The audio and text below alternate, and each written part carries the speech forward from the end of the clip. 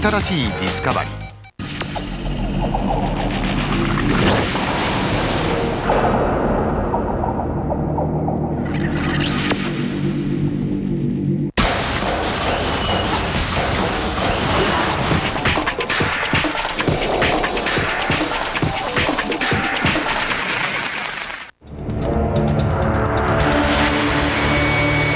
Building a plane that can take off and land vertically has proved to be one of the most difficult challenges in aviation history. These machines defy gravity. But for the test pilots, they were the ultimate challenge. T-minus 10, 9, 8, 7, 6, 5, 4, 3, 2, 1, 0.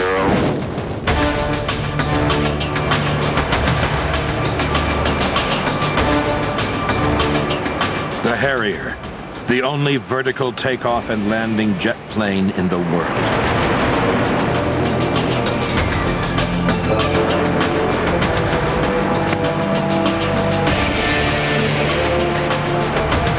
Like a huge bird of prey, it can hover in midair. Only the best can fly them. The first time I hovered in a Harrier, I would have sworn on a stack of Bibles that I was hanging from a crane because it just felt so foreign to be, 50 feet above the ground, looking all around and not moving. The Harrier can land on an area no bigger than a tennis court.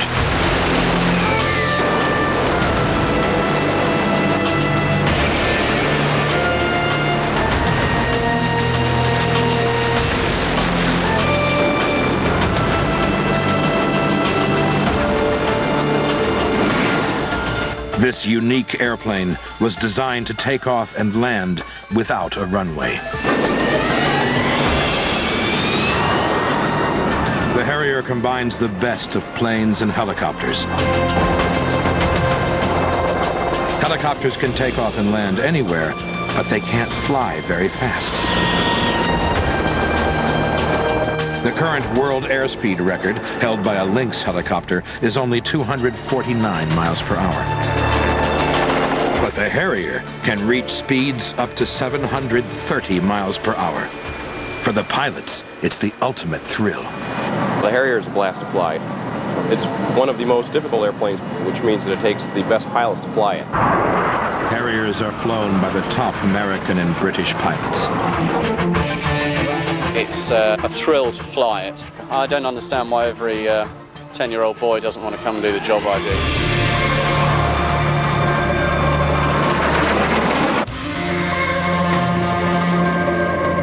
The most experienced Harrier pilot in the world is U.S. Marine veteran Jack Jackson.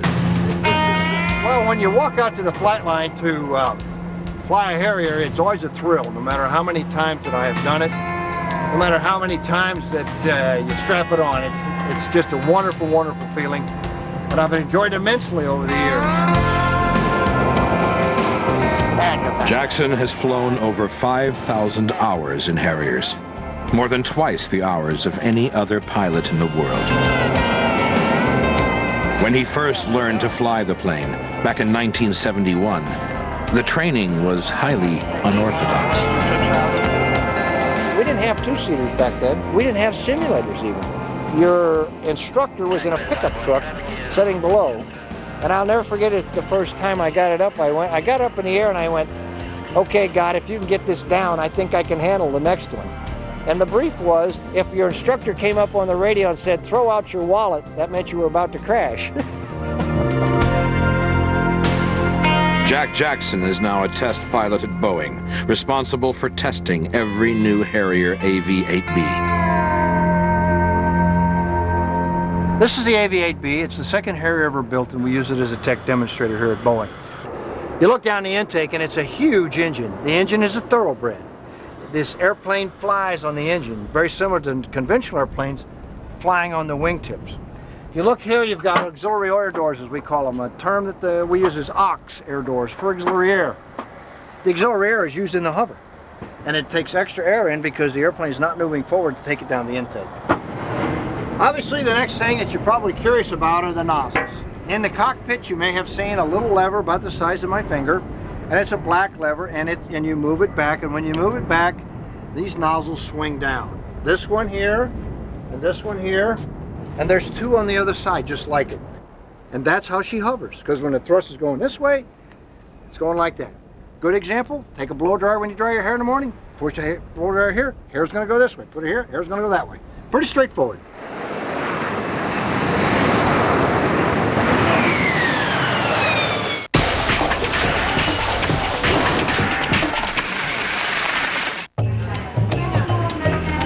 One new message. Hey Ted, big spike in sales. Make it work.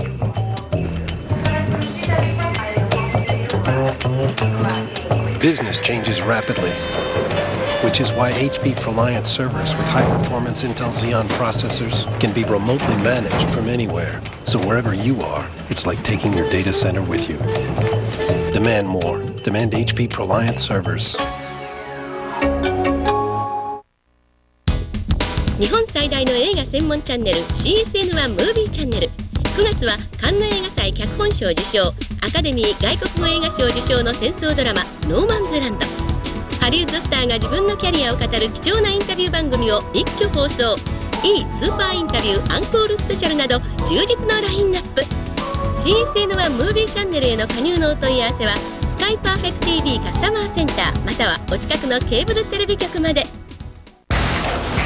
平日夜、見たこともない世界があなたを待ち受けます。午後11時から午前1時まで。月曜チャレンジ、火曜ディスカバリーサイエンス、水曜シビリゼーション、木曜トラベル&アドベンチャー、金曜パワーゾーン。月曜から金曜の夜はディスカバリーチャンネル。未知なるものへの好奇心を満たし、世界をより深く理解する。チャンネルを合わせれば毎週一つのテーマに沿ってお送りする5つの番組があなたを世界へと誘います。プレミアディスカバリー、平日夜9時ディスカバリーチャンネル。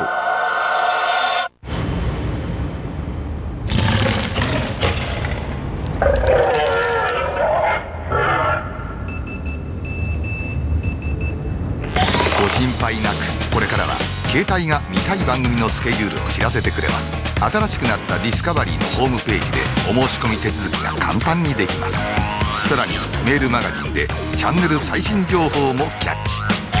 クリックで発見、新しいディスカバリー。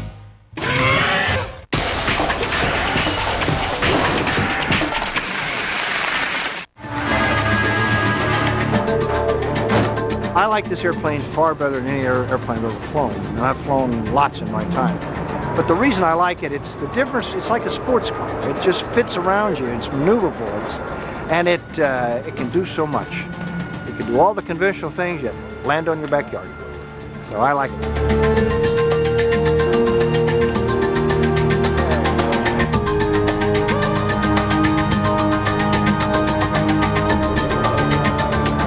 For takeoff, the nozzles direct the thrust straight down.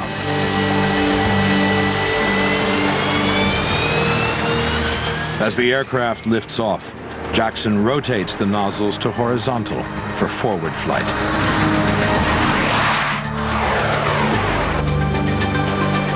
The red areas in this thermal image show the scorching hot exhaust gases. 24,000 pounds of thrust blast the entire weight of the 15,000-pound Harrier vertically into the air.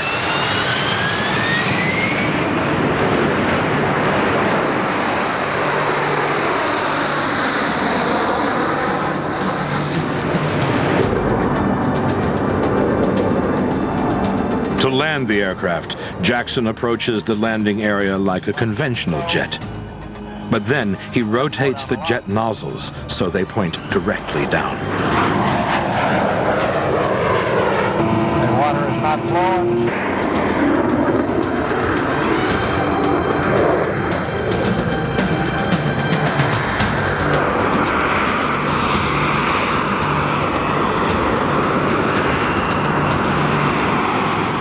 Once the Harrier is in hover mode, the wings provide no lift.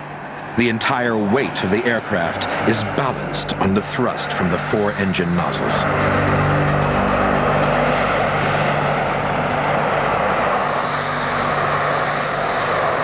Because there's no wind moving over the wings like a conventional airplane, it had to have an additional flight control.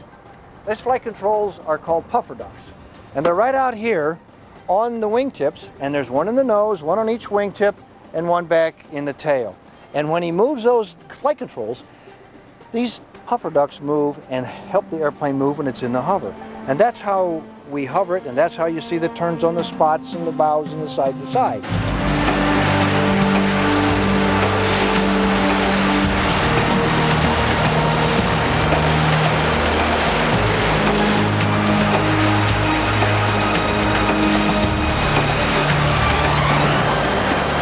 In the thermal image, the puffer ducts show up as hot spots on the wingtips, nose, and tail. While it's hovering, the engine is at full power. To stop it from dangerously overheating, water is injected into the engine. With only 150 gallons of water on board, the Harrier can only hover for a maximum of 90 seconds.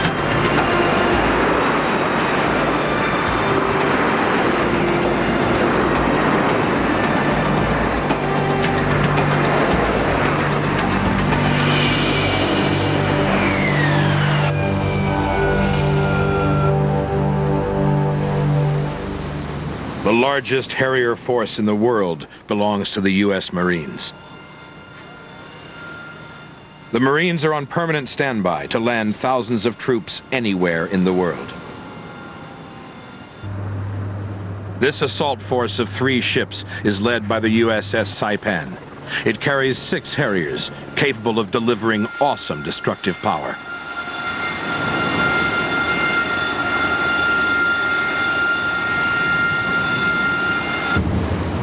The Marines are ready to launch an amphibious attack exercise just off the North Carolina coast. The Harrier pilots will provide close air support to the troops. As we're called, we'll be sitting on the deck waiting to go, and if they need us, they'll launch us. And with 6 aircraft on board, we'll be able to keep 2 in the air pretty much constantly. So we can provide almost continuous close air support for the Marines as they're assaulting ashore. BLT gunners, draw ammunition and proceed to station. Man all 25 millimeter and 50 cal gunnery stations. Up and ready. To get in as close to the shore as possible, the USS Saipan is a quarter of the size of a full-sized carrier. The flight deck is only 820 feet long, and there is just one plane that can take off from here, the Harrier jump jet.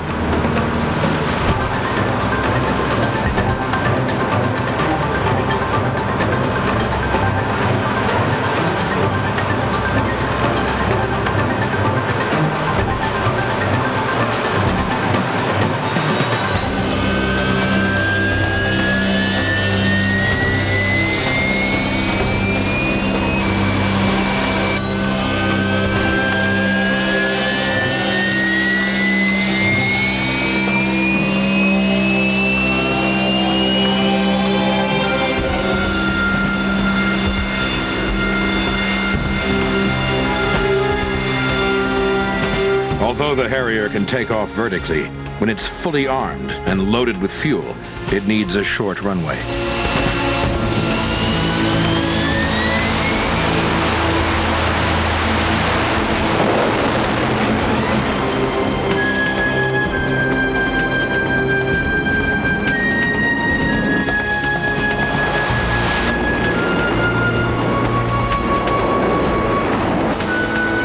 A few minutes later, amphibious landing craft are launched from the stern.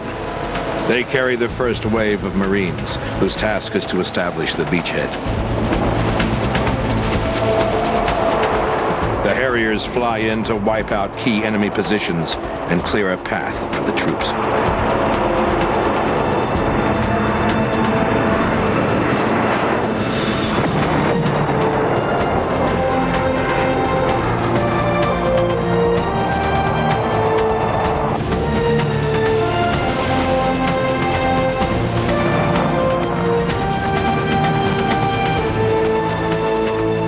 of the first to arrive with the ground troops is an experienced Harrier pilot who will be in radio contact with the pilots in the air. He will coordinate the air support. 305345. Ready, sir. As an aviator, he's able to see and understand what we as pilots are doing as we come rolling in on a target. By the very nature of the mission, close air support, it means that we're going to be dropping live ordnance in close proximity to friendly troops. The pilot instructs the ground troops to direct a laser beam onto the target, which the Harrier weapons lock onto. 600. When they start. 2 tanks in the open. Mike Golf. 635 938. Alright, 5-2, continue. Laser on! Laser firing! Laser firing!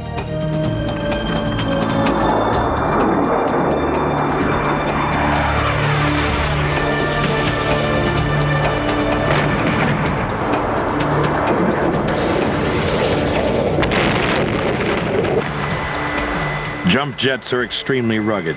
They can land almost anywhere. The strength is that we can be forward deployed, we can land on roads, we can take just about any kind of fuel that you want to put in it. As long as we have somebody to put new bombs on our airplane, we'll take off again and be minutes from the fight instead of half an hour from the fight. At the end of every mission, they face the challenge of landing on the carrier.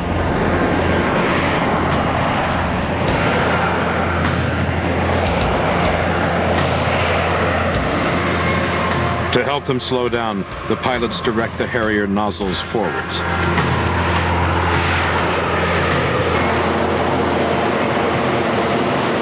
When you put the power up and you throw the nozzles forward, you slow down quite rapidly. You'll go from 500 knots to under 100 knots in just a few seconds. Kind of leaves you hanging in your straps, and you can definitely feel it. The only way down is vertically onto a ship that is constantly moving.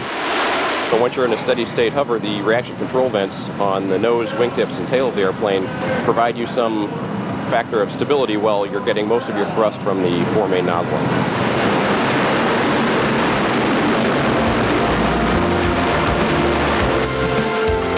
These Marine Top Guns have to land on the carrier up to 10 times a day. For these pilots, flying a Harrier is the pinnacle of aviation. I can't imagine doing anything else. I can't believe I'm getting paid to do this. This is my office right here, so it's no, I can't. I really can't imagine doing anything else.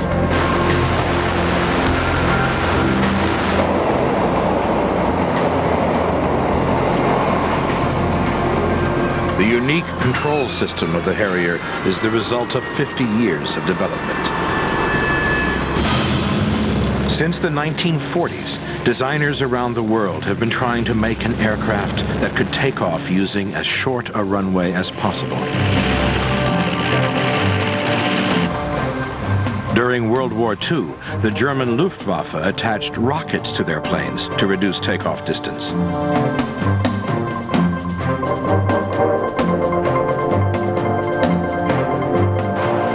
After the war, the American military copied the idea. The great advantage was that these aircraft could take off even if their runways were destroyed. But they still needed a runway to land.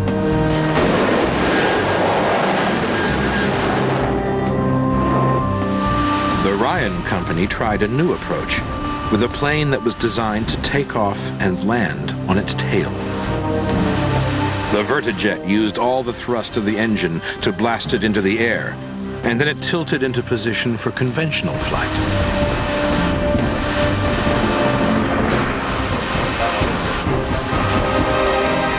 To get it back on the ground, the pilot had to hook the aircraft onto a specially designed stand. This incredibly difficult maneuver was eventually considered far too impractical for a fighting machine.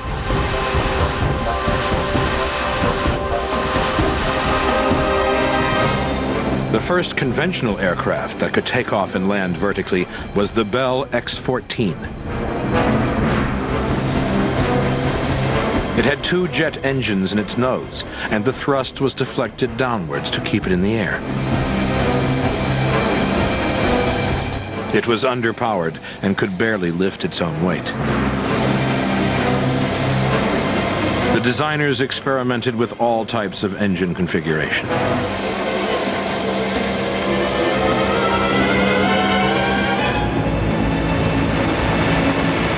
The Hummingbird's problem was that its lift system was huge. It took up the entire fuselage and was far too heavy to be practical.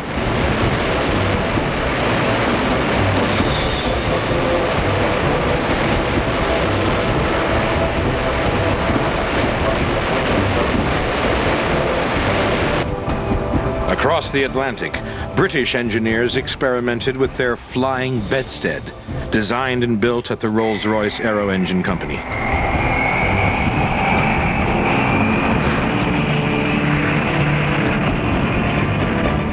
The flying bedstead is powered by two Rolls-Royce Nene engines, set horizontally in opposition, one on either end of the framework. The jets from these engines are ducted through 90 degrees so that both engines discharge vertically downwards under the center of gravity. The bedstead could support its own weight and be controlled.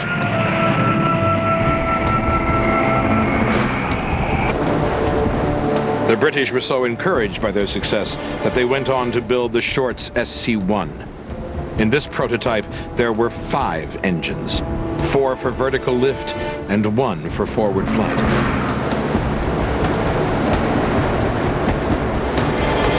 But the SC-1 was still too heavy. It couldn't carry weapons or fly very fast. The French went one step further and produced the Balzac, a vertical takeoff and landing plane with 9 engines. The Balzac was designed to go supersonic, but it never did. This monster of a jet was difficult to handle, and it had 2 fatal crashes before it was abandoned. Everybody had tried. Everybody had failed.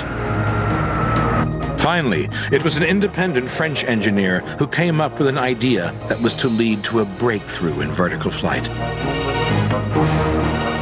Michel Vibo's brilliant concept was to use just 1 engine for both lift and forward flight. At first, his radical plans were rejected by governments around the world. But then an English engineer, Gordon Lewis, realized their potential. If you imagine 4 nozzles pointed downwards or rearwards, you've got some sort of picture of what the Vibo machine consisted of. Together with my colleagues, we realized that although it was a quite horrendously complicated piece of machinery, it embodied a very, very important principle. The engine arrangement that he devised could direct the thrust downwards for vertical rising or descent, and horizontally for normal propulsion, or anywhere in between. Vibo had envisaged 1 engine mechanically driving 4 individual fans. Gordon Lewis simplified Vibo's design. He removed the fans and directed the gases through 2 movable nozzles. Aircraft designer Ralph Hooper wanted to create more lift and greater stability, so he directed the gases through 4 nozzles. After, I think, 3 attempts to make an aeroplane out of the engine had failed, I was gazing at the 3-view, printed this thing rather unhappily, wondering whether to drop it and go back to what I was supposed to be doing, when the obvious idea arose of splitting the back end a similar way to the front of the engine. Like all ideas, it's obvious once you've had it, but it comes as a great relief when it first arrived. Realizing he'd cracked the problem, Hooper moved on to design the airframe to house the engine and nozzles. Working together, Hooper and Lewis finally produced the first prototype Harrier.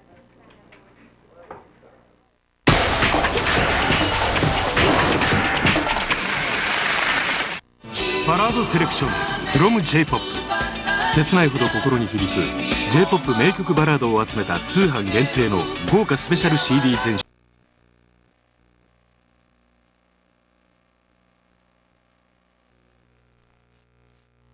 各種お支払い方法100円。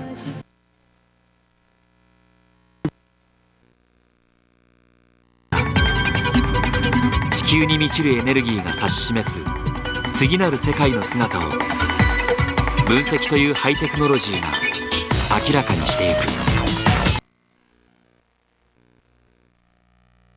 を繰り広げ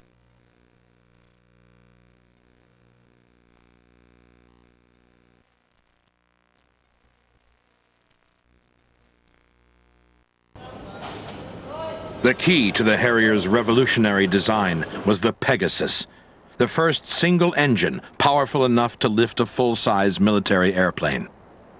About March 1958, we had something that looked as though it might conceivably work. But the new engine was far from reliable. The firemen absolutely loved it, because in those days the engine used to catch fire every time you closed it down. The chief test pilot, Bill Bedford, was asked to hover the Harrier for the very first time.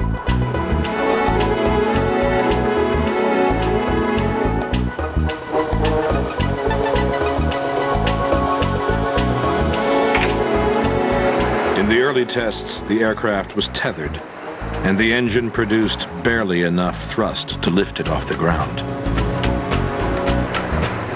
The first hover tests were really amusing, I suppose, looking back on it, because the engine thrust was really inadequate. So the aircraft had to be stripped of all non-essentials. There was even a thought that Bill Bedford could shed a bit of weight himself. The prototype also proved very difficult to control. When it was finally unleashed from its tethers, Gordon Lewis and Ralph Hooper were particularly nervous.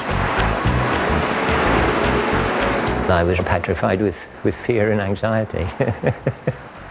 When you're aware of the deficiencies and you see this chap poised, relying absolutely totally on the engine functioning properly, you are slightly nervous.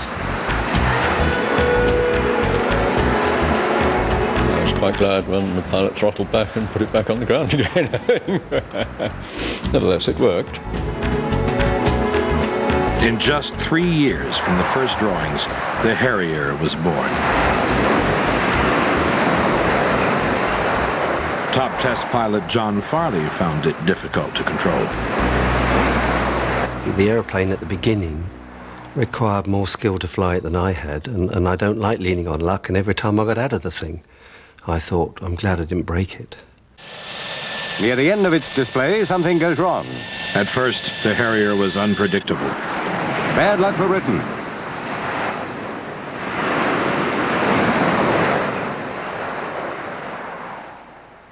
Some of its unique design characteristics caused serious handling problems. One of them was that if you didn't keep the airplane pointing very accurately into the wind, called zero side slip, during the accelerating and decelerating transitions, if one wing was going a bit in front of the other, then that wing generated a bit more aerodynamics and the aircraft could roll.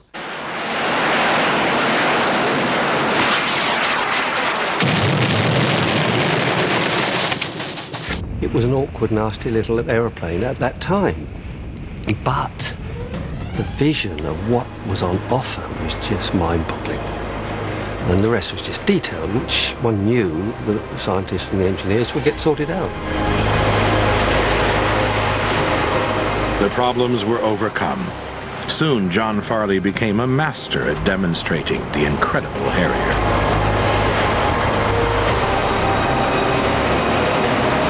There was a day in 1969 when I thought we really did have an aeroplane. An aeroplane not that one need be afraid of. You might be going to break, but an airplane was good. It do what it was supposed to do and was a really practical fighting machine.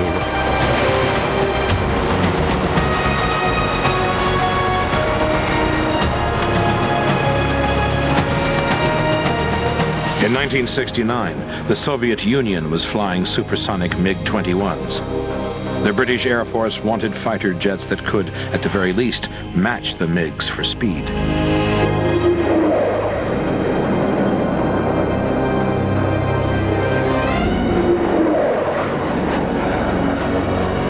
were reluctant to invest in the Harrier, which was incapable of flying supersonic. But one fighting force, the U.S. Marines, was ready to push the Harrier into action. During the Korean and Vietnam Wars, it had taken too long for air support to reach and protect frontline troops. The Marines needed a vertical flight, or V-stall plane. Harriers didn't need runways and would be able to operate much closer to the troops.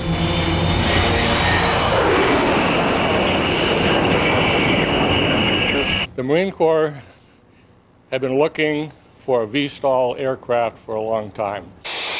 A couple of aviators went over to fly it and came home and convinced their boss that this might be it. The Marines wanted to tailor the Harrier for their own specialized needs. Performance wasn't everything that we would like. And when I came back and announced that to my boss, he said, "Ed, you don't understand. The airplane's perfect. And after we get it, we'll modify it." And that was the course they took. In 1971, Britain produced 100 Harriers for the U.S. Marines. When they were delivered, they were put straight into service.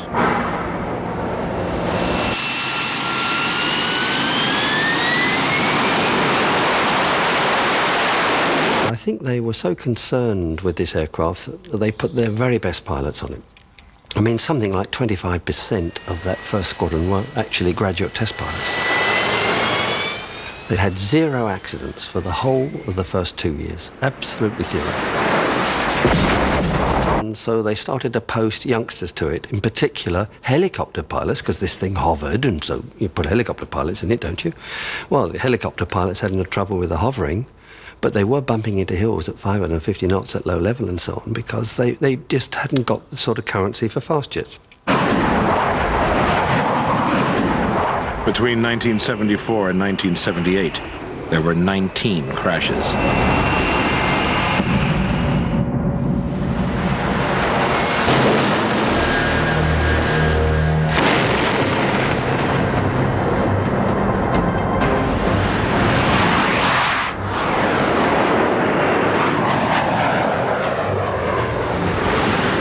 It was at the height of the Cold War when the British realized that the Harrier could be useful to support their frontline troops in Germany.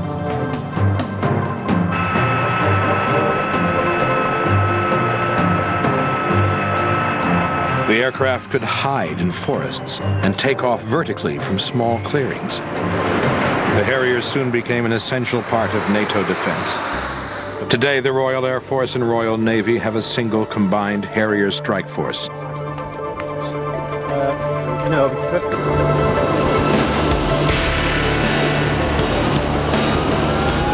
Here in Scotland, they are on a training exercise to practice vertical landing and takeoff in any place in all conditions.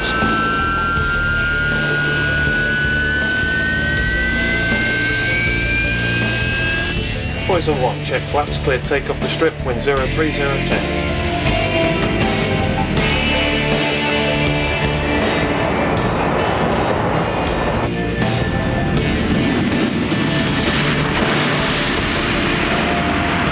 Poison 2, check flaps, clear takeoff the strip, in turn, wind 03010.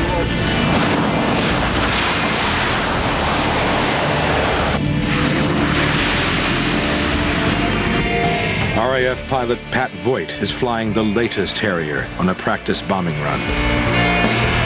It's a thrill to fly it, as well as being very, very operationally capable. It can deliver very, very accurately weapons against targets. The RAF Harrier's primary role is ground attack. It's a question, first of all, of identifying the target and then getting the aeroplane into the right position to actually simulate dropping the bombs in the correct place. If you imagine standing on a 100-foot building and looking about 3 miles away, we're going to cover that sort of distance in about 25 seconds. We've got to pinpoint the target that we've been given and actually the particular impact point that we've been given as well within the next 10 seconds. And you're traveling very, very fast. It might not be a huge target, It really does concentrate the mind flying at 100 foot and going at those sort of speeds.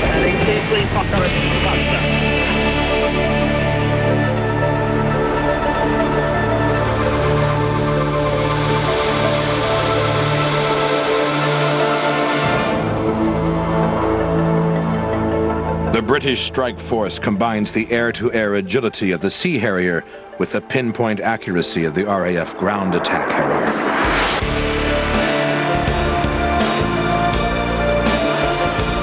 Like the U.S. Marines, the British strike force is on standby to be deployed anywhere in the world.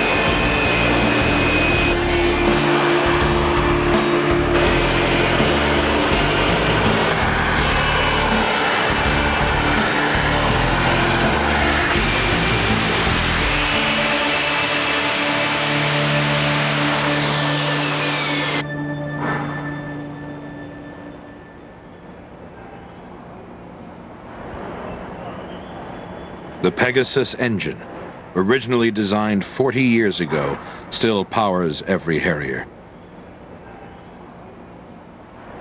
Each engine is still hand-built in the same factory in England.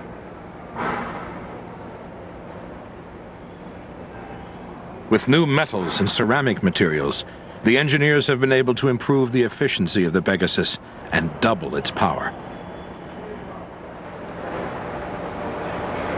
Completed engines are shipped to Boeing's assembly facility in St. Louis, Missouri, where they are installed in the Harrier airframe.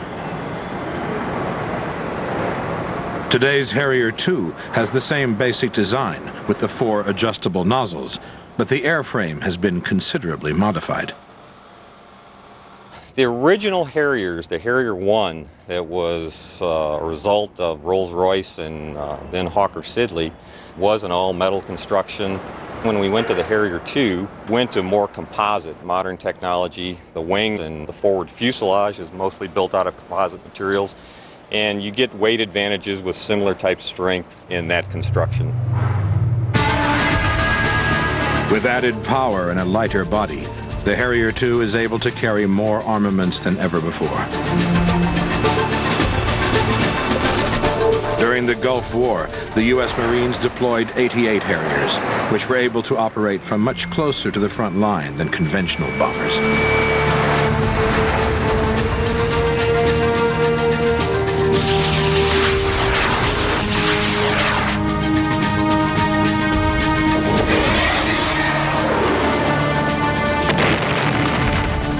British Harriers have also seen action in the skies above northern Iraq, Kosovo, and Bosnia.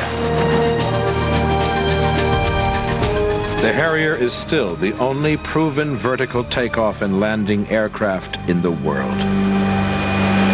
It's at least got another 15 years of service life to go in the airframe, and we'll continue to evolve it. Since the appearance of the Harrier over 30 years ago, no other aircraft has come close to matching its vertical flight performance. But the Harrier still has a major disadvantage. It can't fly supersonic.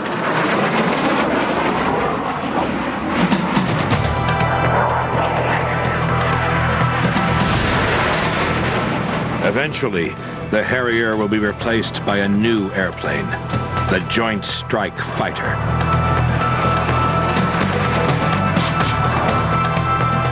The proposed Joint Strike Fighter will fly at supersonic speeds.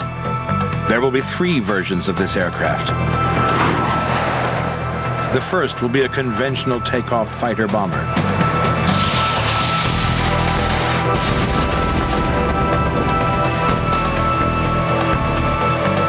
The second will be designed to land conventionally on an aircraft carrier.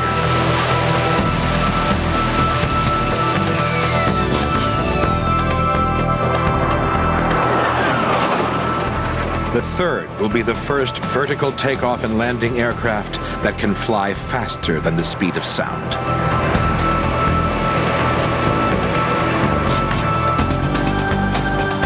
Of the three, the most difficult airplane to design is the V-STOL fighter, which will replace the Harrier. It has been a huge technology challenge getting the airplanes that'll take off and land vertical. That's a reason that the only one you see is the Harrier. Pretty much all the others that have ever tried this have failed. And the new Joint Strike Fighter will need much more power. This generation of airplane is physically larger and weighs more than current generation Harriers. The primary reason is to get more mission equipment into a fighter to allow it to do more versatile missions. So the propulsion system needed to grow to be able to lift off a heavier airplane vertically. Two companies, Lockheed Martin and Boeing, are in competition to produce the Joint Strike Fighter. This will be the largest military aircraft contract ever. The two competing designs are very different, but the one thing they have in common will be computerized flight controls, which will make the new plane much easier to fly than the Harrier.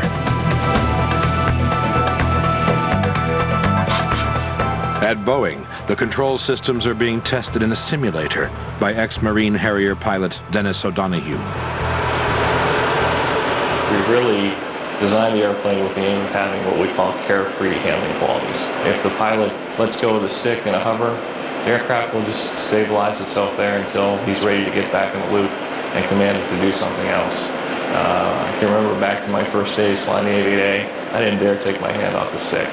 So, big difference. The computers in the Joint Strike Fighter will be able to take over many of the basic flying functions. So as I maneuver the aircraft here over the ship, it doesn't matter how aggressively I pitch or roll the airplane, the flight control system will continue to control the engine to hold level of flight. And again, I take my left hand off the throttle and it holds that rated descent the whole way to touchdown.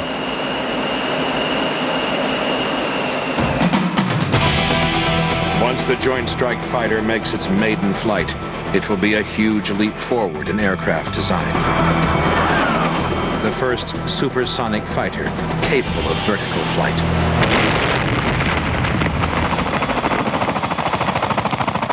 Today's Marines also have a need for faster aircraft to carry troops and equipment. So designers have been working on a completely different vertical takeoff and landing machine. Over the last 40 years, they have been trying to invent a troop carrier that can take off like a helicopter and then fly at the speed of an airplane.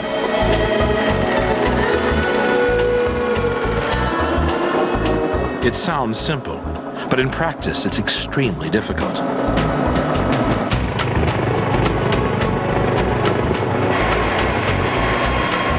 The designers cracked the problem with an unusual hybrid, the tilt-rotor V-22.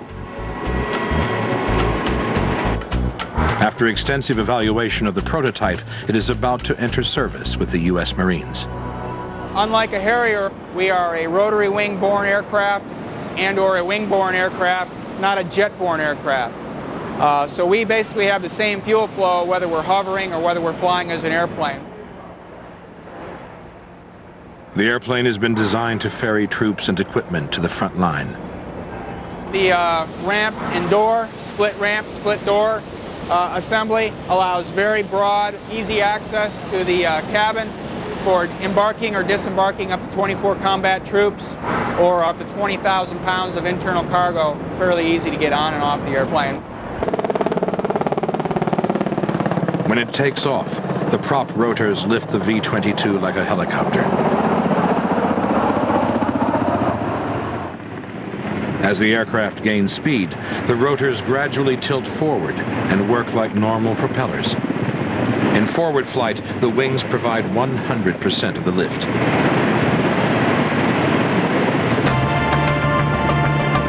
With a top speed of 305 miles per hour, the V-22 can fly much faster and travel much further than any helicopter.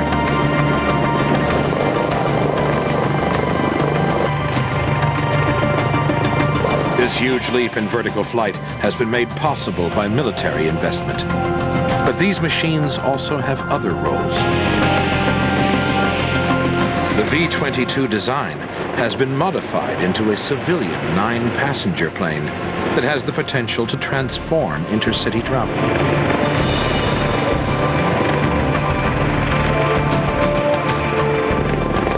This aircraft could take off and land in the heart of cities and would be faster than any helicopter.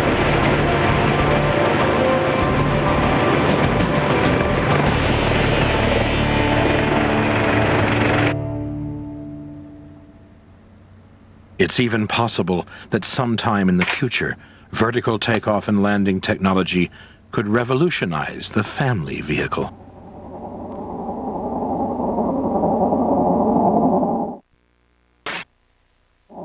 Dr. Paul Moeller has designed a vertical takeoff flying car. We have this most greatly unused natural resource in the world today, the aerospace above us. It's there, it's basically rarely occupied, and everybody's sitting on the ground in traffic jams. People have been dreaming of flying cars for years. Dr. Moeller first began to realize his dream over 40 years ago. He's developed several prototypes and has already proved that the basic concept does work.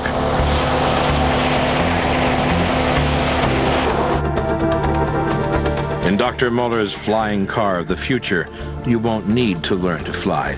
The computer will fly it for you.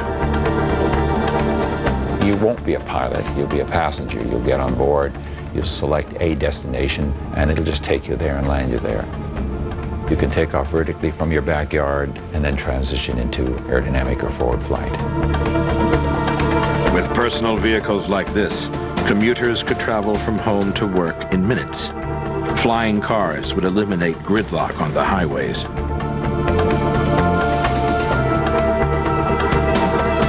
Onboard computers would communicate with GPS satellites and prevent mid-air collisions. The flying cars would travel on electronic highways in the sky.